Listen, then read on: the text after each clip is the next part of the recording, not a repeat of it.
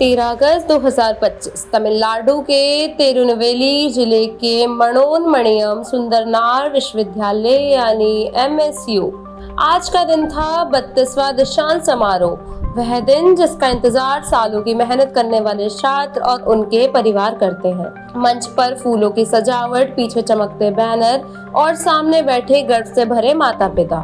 हर तरफ खुशियों का माहौल था। मुख्य मंच पर राज्यपाल RN रवि, जो विश्वविद्यालय के कुलाधिपति भी है, अपनी कुर्सी पर बैठे थे, डिग्रियां देने के लिए तैयार थे। उनके बगल में विश्वविद्यालय के कुलपति N चंद्रशेखर मौजूद थे। एक एक कर नाम पुकारे जा रहे थे। छात्र छात्राएं मंच पर आते, झुककर अभिवादन करते, राज्यपाल से डिग्री लेते, तस्वीर खिंचवाते और नीचे उतर जाते। सभी कुछ औपचारिक और परंपरागत ढंग से चल रहा है, लेकिन फिर एक पल आया जिसने पूरे समारोह की दिशा बदल दी। जब मंच से आवाज आई, डॉक्टर जीन जोसेफ, भीड़ में हल्की तालियां बजी और एक युवा महिला टोपी पहने मंच की ओर बढ़ी। उनके चेहरे पर आत्मविश्वास साफ झलक रहा था, पर जैसे ही वह मंच के बीच पहुंची, उन्होंने सभी की उम्मीदों के विपरीत एक काम किया। उन्होंने राज्यपाल की ओर जाने के बजाय सीधा कुलपति की ओर कदम बढ़ाए। राज्यपाल की तरफ न नजर डाली, न मुस्कान दी, न हाथ मिलाया। सीधे सीधे कुलपति से अपनी PhD की डिग्री ली और शांत भाव से नीचे उतर गई। कुछ सेकंड के लिए हॉल में हल्की खामोशी छा गई। लोगों को समझने में वक्त लगा कि अभी अभी क्या हुआ। यह कोई गलती नहीं थी, यह एक सोचा समझा संदेश था।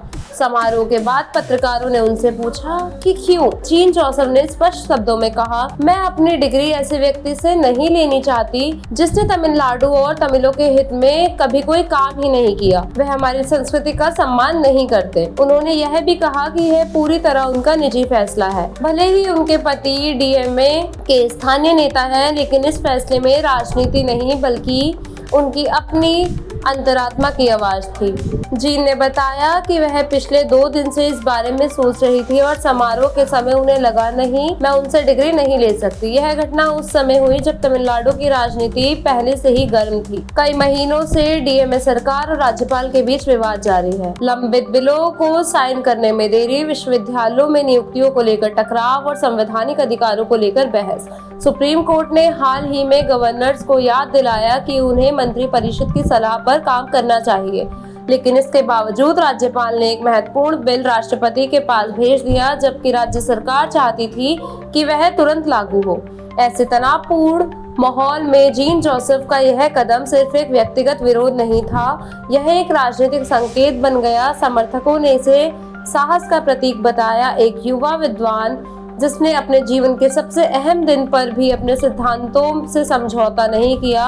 उन्होंने कहा, यह असली तमिल अस्मिता की रक्षा है। लेकिन आलोचक भी कम नहीं थे। BJP नेता और राज्यपाल के समर्थकों ने इसे शिक्षा के पवित्र मंच पर राजनीति घुसाने का आरोप लगाया। तमिलनाडु BJP प्रमुख के अन्नामलाई ने इसे लो ग्रेड पॉलिटिक्स करार दिया। अब सवाल यह है, क्या दीक्षांत जैसे अवसरों पर राजनीति और व्यक्तिगत विरोध के लिए जगह होनी चाहिए, या ऐसे दिन को सिर्फ जश्न और उपलब्धि तक सीमित रखना चाहिए। एक बात साफ है, 13 अगस्त का वह दीक्षांत समारोह जिसमें सैकड़ों छात्रों ने अपने सपनों की मंजिल पाई, सबसे ज्यादा चर्चा में रहा। मंच पर चुपचाप किया गया वह एक कदम जो शब्दों से ज्यादा ताकतवर साबित हुआ। कमेंट सेक्शन में हमें अपनी राय जरूर बताएं और ऐसी तमाम खबरों के लिए जुड़े रहिए न्यूज़ डिगी के साथ।